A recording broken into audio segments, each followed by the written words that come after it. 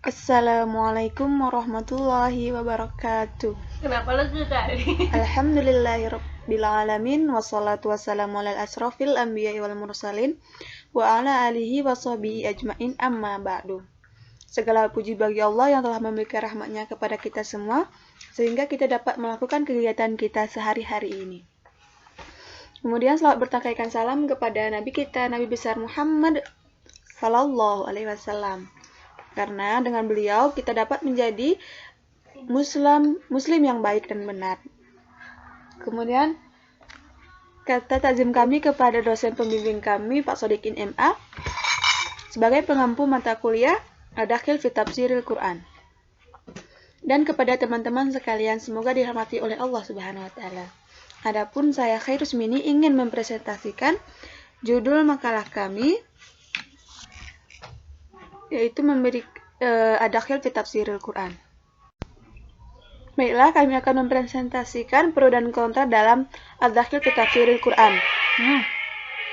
Adapun yang pertama yaitu dapat memalingkan umat Islam dari petunjuk Al-Quran dan Sunnah. Bagi penulis, klarifikasi ini mendasar pada sisi negatif Ad-Dakhil, sebab ketika penafsiran Al-Quran dipenuhi dengan susupan yang tidak bertanggung jawab, maka penafsiran tersebut akan membawa jauh dari maksudnya Al-Quran yang sebenarnya. Seperti misal pada contoh surah sebelumnya pada surat Al-Qasas, yang artinya, dan Tuhanmu menciptakan apa yang dikehendakinya dan memilihnya, sekali-kali tidak ada pilihan bagi mereka. Nah, itu adalah satu daripada sekian pro yang diambil dari Ad-Dakhil fi Tafsiril Quran. Kita lanjut ke bagian yang kedua, yaitu adanya potret Islam yang hina dan rendah.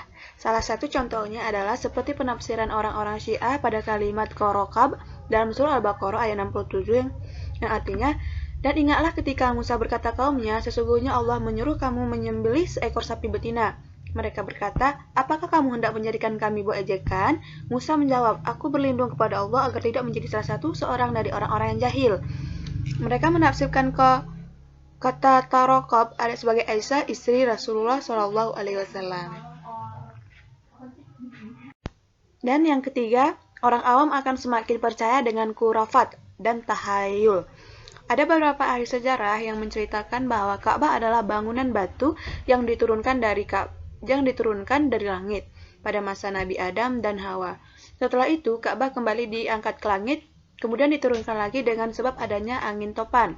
Dan sebagian mereka menganggapan pula bahwa Hajar Aswad pada mulanya tidaklah berwarna hitam, melainkan putih. Salah satu yang menyebabkan menjadi hitam adalah karena banyaknya orang yang berdosa dan lantaran disentuhkan oleh wanita yang sedang haid.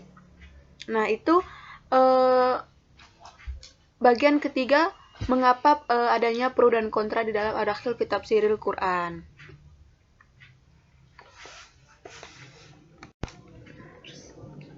Dan pro kontra dalam Tafsirul Quran yang terakhir adalah perlu diperhatikan bahwa secara normatif Al-Quran diyakini memiliki kebenaran mutlak, namun kebenaran produk penafsiran Al-Quran bersifat relatif dan tentatif. Sebab tafsir merupakan respon mufassir ketika memahami teks kitab suci, situasi dan problem sosial yang dihadapinya. Oleh karena itu, tidak ada penafsiran yang benar-benar objektif karena seorang mufassir sudah memiliki prioteks yang menyebabkan kandungan teks itu menjadi tereduksi dan terdistorsi maknanya. Jadi, dari sekian banyaknya pro kontra dalam tafsir Quran, kebanyakan yaitu negatifnya daripada positif. Hanya sebagian kecil yang bersifat positif. Mungkin hanya itu saja yang dapat kami jelaskan tentang pro dan kontra dalam Ad-Dakhil fi Tafsiril Quran. Kami mohon maaf banyak kesalahan. Kami akhiri. Wassalamualaikum warahmatullahi wabarakatuh.